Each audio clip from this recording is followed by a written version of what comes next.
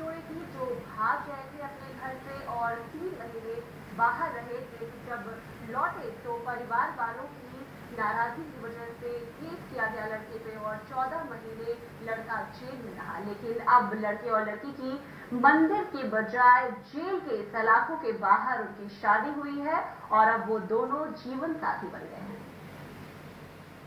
शेषमल पांडे और मालती एक दूसरे से प्यार करते थे। दोनों ने एक दूसरे के साथ जीने मरने की कसमें भी खाई और एक दिन दोनों ने एक दूसरे का होने का मन बना लिया। लेकिन दुश्मन जमाना हमेशा से प्यार का दुश्मन रहा है। यहाँ भी इन दोनों का प्रेम संबंध शेषमल के परिवार को रास नहीं आया, तो दोनों को एक ही रास्ता सूझा और वे घर से भागकर नागपुर चले गए। सोचा था कि कुछ समय साथ रहेंगे तो घर वाले मान ही जाएंगे।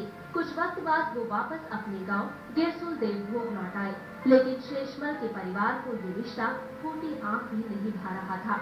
उन्होंने शेषमल पर दबाव बनाना शुरू कर दिया और आखिरकार हार कर मालती को उसके घर भेज दिया गया। लेकिन मालती को उसके घर भेजते ही शेषमल की किस्मत ने ऐसा धोखा दिया कि वो जेल जा पहुंचा।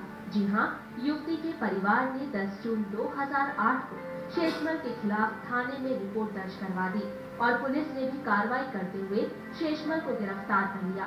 शेषमल पर मालती के परिवार ने गंभीर आरोप लगाया था, बलात्कार का आरोप। इस आरोप के चलते पिछले 14 महीने से आरोपी शेषमल जेल में है, लेकिन शेषमल की किस्मत ने फिर पलटा खाया। पीड़िता मालती ने अदालत से गुहार लगाई कि आरोपी को रिहा किया जाए। वजह थी कि वो उससे शादी करना चाहती थी। जज ने भी मानवता के नाते शादी की मंजूरी दे दी।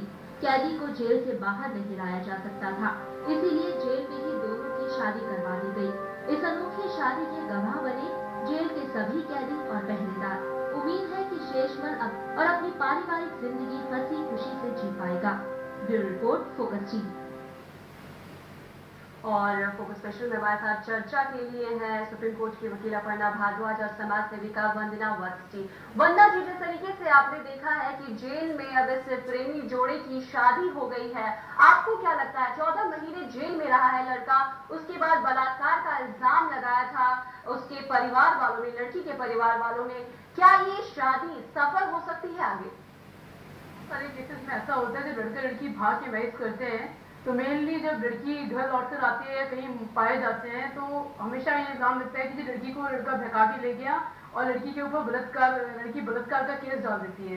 तो मेनली मैं ये सोचती हूँ कि 3 महीने लड़की उस लड़के के साथ रही है, तो कहीं ना कहीं दोनों आपस में एक दूसरे को प्रेम करते होंगे, तो इसीलिए वो 3 महीने तक इकट्ठे रहे। फिर वो लौट कर भी आए हैं और लड़की जब अपने मायके गई है तब उसके बाद ये केस रजिस्टर हुआ है।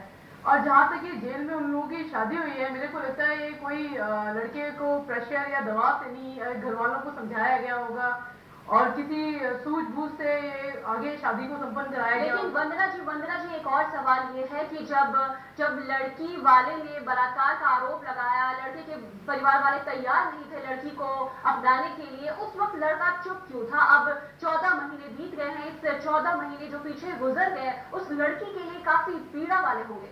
कोई लड़की के लिए तो बहुत पीड़ा वाले होंगे, प्लस उसके अलावा जो समाज में उसको जो फेस करना पड़ा होगा वो अलग एक परेशानी रही होगी। और देखने वाली, जैसे कि वकील साहब कह रही है कि पता नहीं लड़के ने शायद अपनी बेल के चक्कर में ऐसा करा है, बाद में उसको पीड़ा देगा या कष्ट देगा। तो अब लड़की के ऊपर सारी सिचुएशन है, दोनों पेरेंट्स को कोई ऐसा एक समझौता कायम करना चाहिए जिससे कि लड़का लड़की से भविष्य में फ्रॉड न कर सके।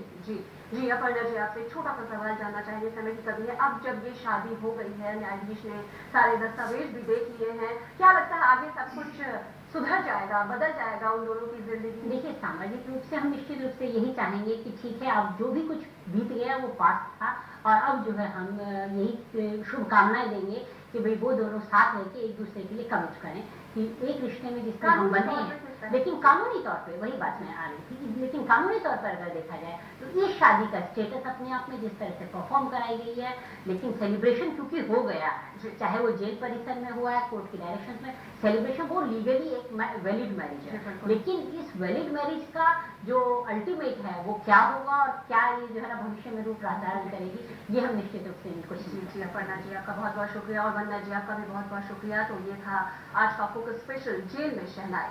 फोकस स्पेशल के लिए बस इतना ही। देश और दुनिया की ताजा तरीन खबरों के लिए आप देखते रहिए फोकस टीवी। नमस्कार।